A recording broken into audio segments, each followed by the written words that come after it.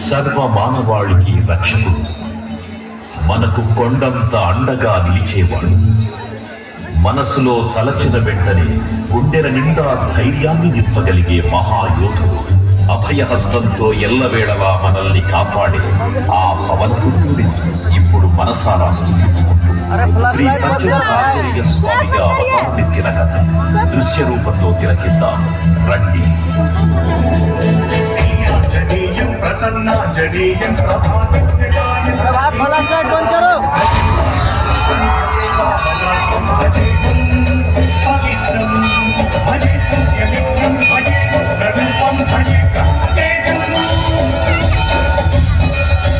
అది రామాయణ మహాయుద్ధం భీకరంగా సాగుతున్న తరుణం. శ్రీరామచంద్రుని సారథ్యంలో వానర సైన్యంతో విజృంభిస్తూ లక్ష్మణ స్వామి తనతో పోరాటం చేస్తున్న రావణుడి కుమారుడు ఇంద్రజిత్ తలని బాణంతో ఒక్క వేటుతో వేరు చేశాడు. ఇంద్రజిత్ మరణ వార్త విన్న రావణుడు ఆవేశంతో ఊగిపోయాడు. ప్రతీకారం కోసం పాతాళ లోకాధిపతి తన సోదరుడు అయినటువంటి మహిరావణుడి సహకారం కోరాడు.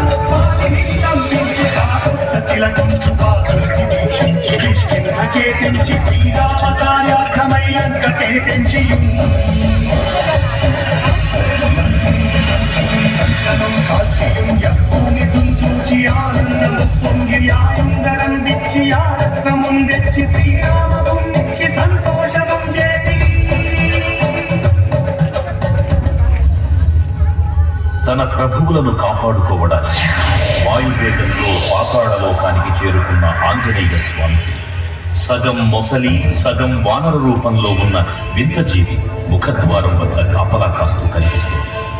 ఆ జీవి మకరధ్వజుడు అనే తన పుత్రుడని మహాసముద్రాన్ని దాటుతుండగా నీటిలో పడ్డ స్వేదబిందువు ఒక మొసలి గ్రహించడం వల్ల జన్మించాడని తెలుసుకొని ఆశ్చర్యపోతాడు హనుమంతుడు.